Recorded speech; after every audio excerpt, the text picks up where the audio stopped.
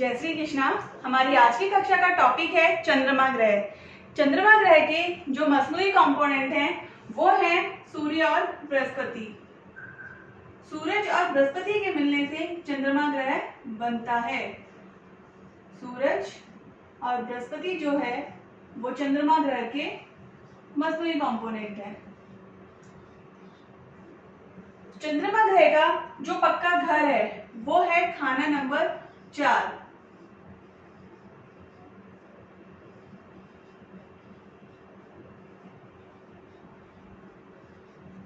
चंद्रमा ग्रह की जो पॉजिटिव एनर्जी है यानी जो चंद्रमा ग्रह है वो उच्चिका है, वो है खाना नंबर 2 में।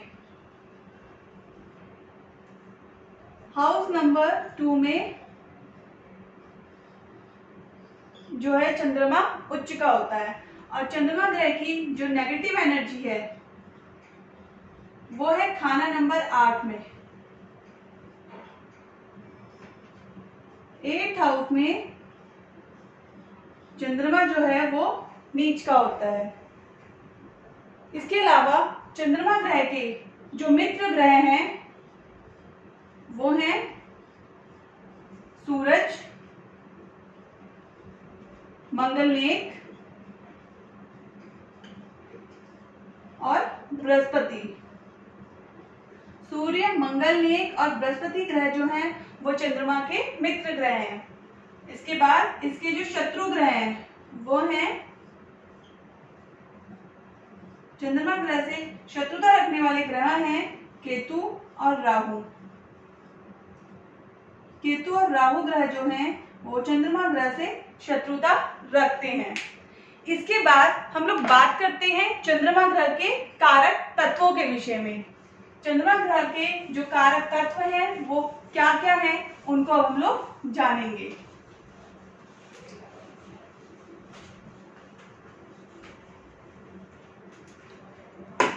हमारा जो मन है वो चंद्रमा को रिप्रेजेंट करता है।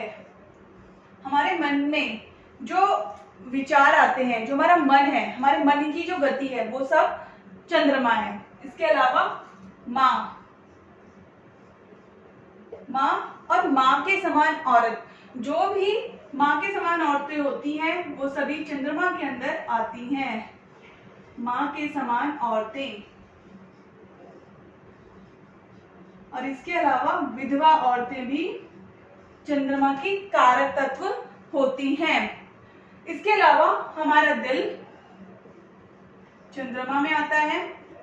शिक्षा, एजुकेशन चंद्रमा को रिप्रेजेंट करती है।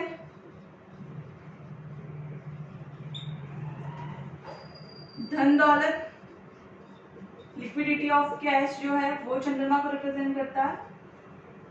इसके अलावा कुम्हार जो होते हैं वो शुक्र में भी आते हैं और चंद्रमा में भी आते हैं। जो मिट्टी के बर्तन बनाते हैं वो कुम्हार होते हैं और ये शुक्र में भी आएंगे और चंद्रमा में भी आते हैं। धोती चंद्रमा में आती है। जद्दी जायदाद जो होती है, जो हमें बुजुर्गों से मिलती है, ये बृहस्पति ग्रह में भी आती है और चंद्रमा ग्रह में भी ये आती है। इसके अलावा चांदी, चावल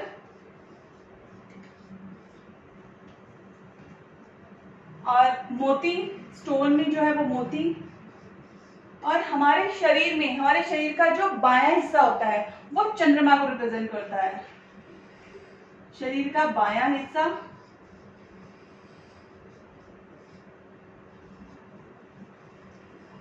ये सभी जो चीजें हैं ये चंद्रमा ग्रह को रिप्रेजेंट करती है। पानी, दूध, ये सभी चीजें चंद्रमा ग्रह की कारक तत्व चीजें हैं। अब हम लोग बात करेंगे कि जब हम चंद्रमा ग्रह को देखेंगे तो यहाँ पर हम कौन कौन सी कंडीशंस को जो है फॉलो करते हैं।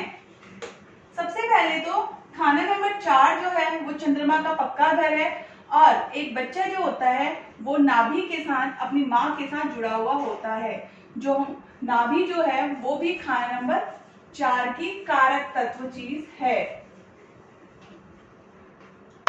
जब एक बच्चा होता है तो वो अपनी माँ के साथ नाभि के साथ जुड़ा हुआ होता है, इसीलिए खाना नंबर 4 को जो है चंद्रमा का पक्का घर माना गया है। अब हम लोग बात करते हैं कि चंद्रमा का जो रिलेशन है वो कौन से ग्रह के साथ कैसा रिलेशन है। सबसे पहले हम लोग बात करेंगे relation of moon with Ketu. Relation of moon with Ketu. चंद्रमा ग्रह का केतु ग्रह के साथ कैसा संबंध है, सबसे पहले हम लोग इसे जानेंगे। जिसकी भी कुंडली में चंद्रमा और केतु इकट्ठा होता है, ऐसे लोगों को कभी भी अपना जो पैसा है वो ब्याज पर नहीं लगाना चाहिए। क्यों? क्योंकि केतु जो है वो है ब्याज। जिसका भी कुंडली में चंद्रमा और केतु इकट्ठा है, यदि वो ब्याज पर पैसे लगाकर कमाई करेगा तो ऐसे व्यक्ति की जो औलाद होती है वो या तो उसको गंभीर बीमारी हो जाएगी, या वो नालायक हो जाएगी, या उसे कोई एक ऐसी बीमारी लग जाएगी जिसका कोई इलाज नहीं होगा। तो ऐसी कंडीशन में जिसकी भी कुंडली में चंद्रमा और केतु इकट्ठे हों, इन लोगों को अपना पैसा कभी भी ब्याज पर नहीं लगाना चाहिए। केतु जो होता है ये चंद्रमा को ग्रहण लगाता है। चंद्रमा है लिक्विडिटी ऑफ कैश, धन दौलत, और केतु है नर औलाद। जिसकी भी कुंडली में चंद्रमा और केतु की युति होती है, चंद्रमा और केतु इकट्ठा होते हैं, ऐसे लोगों को या तो धन दौलत ही मिलेगी या फिर नर औलाद का सुख ही इन्हें मिलता है। दोनों चीजों का जो सुख है एक साथ इनको देखने को नहीं मिलता है। अब हम लोग बात करेंगे कि जो चंद्रमा ग्रह है इसका राहु ग्रह के साथ संबंध। Relation of moon with Rahu. Rahu जो है ये चंद्रमा को मध्यम कर देता है। यदि चंद्रमा की जो ताकत है वो 100 है, और यदि चंद्रमा के साथ राहु आकर मिल जाता है तो वो उसकी जो 100 पावर है उसको 50 ही कर देता है, यानी कि उसकी जो पावर है उसको ये आधा कर देगा। चंद्रमा और राहु जब इकट्ठा होते हैं तो राहु जो है वो है हमारे सोचने की शक्ति, हमारी इमेजिनेशन पावर, हमारे दिमाग में जो विचार आते हैं वो राहु के कारण आते हैं। तो जब भी कुंडली में चंद्रमा और राहु इकट्ठा होते हैं तो हमारे जो सोचने की क्षमता है वो कम हो जाती है। इसके अलावा राहु जो है वो हमारे ससुराल को भी रिप्रेजेंट करता है। जब भी कुंडली में चंद्रमा और राहु इकट्ठा आते हैं तो ऐसे व्यक्ति की शादी के बाद इनकी जो फाइनेंशियल पोजीशन है ससुराल की वो धीरे धीरे डाउन होने लग जाती है। खास तौर पर 45 वर्ष की आयु होने तक इनकी जो फाइनेंशियली पोजीशन है वो बिल्कुल ही डाउन हो जाती है। अब हम लोग बात करते हैं कि जो ये चंद्रमा ग्रह है इसका बुध ग्रह के साथ कैसा संबंध है। Relation of moon with mercury, यानी कि चंद्रमा ग्रह का बुध ग्रह के साथ संबंध। बुध जो है वो हमारा दिमाग है और चंद्रमा हमारा मन है। बुध में राहु कंपोनेंट शामिल है, बुध के जो मशनूई ग्रह है उसमें राहु शामिल है। तो जब भी कुंडली में चंद्रमा और बुध इकट्ठा होते हैं तो ऐसे लोगों में जो है वो डिप्रेशन की भावना देखने को मिलती है, या फिर इनके अंदर सुसाइडल टेंडेंसी भी हो सकती है। लेकिन सुसाइडल टेंडेंसी तब होगी जब कुंडली में मंगल बद भी होगा। यदि चंद्र और बुध एक साथ है और कुंडली में मंगल बद है तो ऐसे कंडीशन में ऐसे व्यक्ति को सुसाइडल टेंडेंसी हो सकती है, लेकिन ये जरूरी नहीं है कि वो सुसाइड करेगा ही। उसके मन में इस तरह के विचार आ सकते हैं, क्योंकि यहाँ पर बुध जो है ये डिप्रेशन दे रहा है। इसके अलावा जब चंद्रमा और बुध इकट्ठे आते हैं, किसी भी प्रकार से ये इकट्ठे आ सकते हैं, एक ही घर में आ जाएं, दृष्टि से एक साथ आ जाएं, तो बुध जो है ये बहन, बेटी, मौसी का भी कारक है। तो ऐसे व्यक्ति की बहन, बेटी या मौसी को फाइनेंशियली प्रॉब्लम आ सकती है। इसके अलावा यदि ऐसा व्यक्ति व्यापार करना चाहे तो व्यापार में भी इसे नुकसान हो सकता है। अब हम लोग बात करेंगे चंद्रमा ग्रह का शनि ग्रह के साथ संबंध। Relation of moon with Saturn.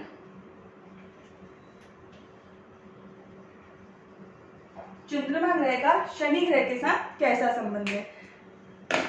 Shani जो है वो है खजांची और चंद्रमा जो है वो है धन दौलत। जिसकी भी कुंडली में चंद्रमा और शनि इकट्ठा होते हैं, ऐसे लोगों के पास लाखों करोड़ रुपए होते हुए भी जब इनको पैसों की जरूरत होती है तब इनके पास कुछ नहीं होता है। जैसे जहां पर पैसे होते हैं वहां पर सांप आके बैठ जाता है, वैसे ही यहाँ पर जब इन लोगों को पैसों की जरूरत होती है तो इनकी मदद करने वाला कोई भी नहीं होता है। इनके पास इन्होंने अपने जीवन में लाखों करोड़ों भी कमाए हुए होते हैं, पर जब भी इन्हें पैसों की जरूरत होगी उस समय पर इनके पास पैसे नहीं होते हैं। चंद्रमा और शनि कॉम्बिनेशन में यदि ऐसा व्यक्ति अपना मकान बना ले, जब भी ये व्यक्ति अपना मकान बनाएगा, मकान की नींव खोदेगा, तो इसकी जो नर औलाद है उसे दिक्कत हो सकती है, उसे कोई बड़ी प्रॉब्लम हो सकती है। इसीलिए जब भी चंद्र शनि की युति होती है तो ऐसे लोगों को मकान नहीं बनाना चाहिए। चंद्रमा और शनि की जब युति होती है या चंद्रमा और शनि जब इकट्ठा आते हैं, किसी भी प्रकार से जब चंद्रमा और शनि इकट्ठा हो जाएं, तो यहाँ पर एक हिदायत दी जाती है कि ऐसे लोगों को फोका पानी नहीं पीना चाहिए। इन्हें पानी में कुछ ना कुछ मिलाकर ही पीना चाहिए, जैसे पानी में इलायची मिला ली या फिर पानी में कुछ मीठा मिलाकर इन लोगों को पीना चाहिए। चंद्रमा और शनि की जब युति होती है तो ऐसे लोगों को रात के समय पर दूध नहीं पीना चाहिए। चंद्रमा और शनि की जब युति होती है तो ऐसे लोगों को रात में दूध नहीं पीना चाहिए। इसके अलावा चंद्रमा और शनि जब एक साथ आते हैं तो ऐसे लोगों को अपने जो पैसे हैं वो भी लेदर के पर्स में नहीं रखने चाहिए। चंद्रमा और शनि जो है वो नीच का केतु बनाता है, तो यहाँ पर हमें चंद्रमा और शनि के जो नीच का केतु बना रहा है तो इस वजह से इनके जो मामा खानदान है, मामा खानदान में भी प्रॉब्लम हो सकती है। अब हम लोग आगे बढ़ते हैं और बात करते हैं चंद्रमा ग्रह के और रूल्स के बारे में। चंद्रमा जो है वो सभी घरों में राशिफल का होता है। इसलिए जब भी हम जल प्रवाह वाले उपाय कराते हैं तो उस समय पर हम चंद्रमा को ये चेक नहीं करते हैं कि चंद्रमा ग्रह फल का है या फिर राशि फल का है। 12 के 12 घरों में चंद्रमा जो है ये राशि फल का ही होता है, इसलिए जल प्रवाह वाले उपाय कभी भी कराए जा सकते हैं।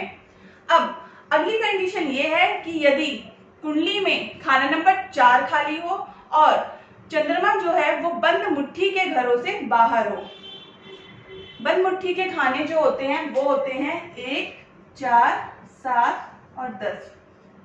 यदि चंद्रमा इन खानों से बाहर हो और 4th हाउस खाली हो तो ऐसी कंडीशन में चंद्रमा चाहे कितना भी नेगेटिव बैठा हो, ये अपने नेगेटिव रिजल्ट नहीं देगा, बल्कि ये यहाँ पर अपने पॉजिटिव रिजल्ट ही देगा। इसके अलावा यदि कोई 2 शत्रु ग्रह कुंडली में बैठे हैं, उन 2 शत्रु ग्रहों के बीच में यदि हम चंद्रमा को डाल देते हैं तो जो 2 शत्रु ग्रह हैं वो अपनी शत्रुता को कम कर देते हैं या फिर खत्म कर देते हैं। जैसे कि यदि शुक्र और राहु इकट्ठा हों और उनके बीच में यदि चंद्रमा को डाल दिया जाए तो ये जो शुक्र और राहु की नेगेटिविटी है वो अपनी नेगेटिविटी को कम कर लेते हैं। यहाँ पर हम लोग क्या करा सकते हैं, एक चांदी की चौकोर डिब्बिया ले लें और उस डिब्बी को, एक चांदी की चौकोर डिब्बी लेनी है और उस डिब्बी को किचन में रखना है। यदि ये जो चांदी की डिब्बी है ये ससुराल से ले ली जाए तो बहुत अच्छा यहाँ पर होता है। इसके अलावा यदि जो 2 शत्रु ग्रह हैं उनके दोनों शत्रु ग्रह की जो कॉम्बिनेशन की चीजें हैं उन चीजों को जल प्रवाह करा दिया जाए तो भी यहाँ पर इन दोनों शत्रु ग्रह के जो नेगेटिव असर हैं वो यहाँ पर मिलने बंद हो जाते हैं।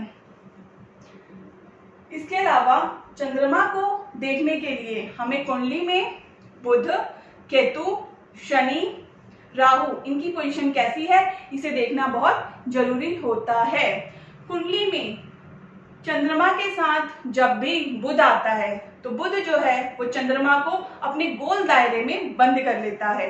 लेकिन यदि कुंडली में चंद्रमा के साथ बुध और बृहस्पति दोनों आए तो जो चंद्रमा और बृहस्पति हैं ये दोनों मिलकर बुध ग्रह को अपने कंट्रोल में कर लेते हैं। लेकिन जब यदि बुध बृहस्पति के साथ अकेले आता है तो वो बृहस्पति को अपने गोल दायरे में बांध लेता है, और जब बुध चंद्रमा के साथ अकेले आता है तो चंद्रमा को अपने गोल दायरे में ये बांध लेता है।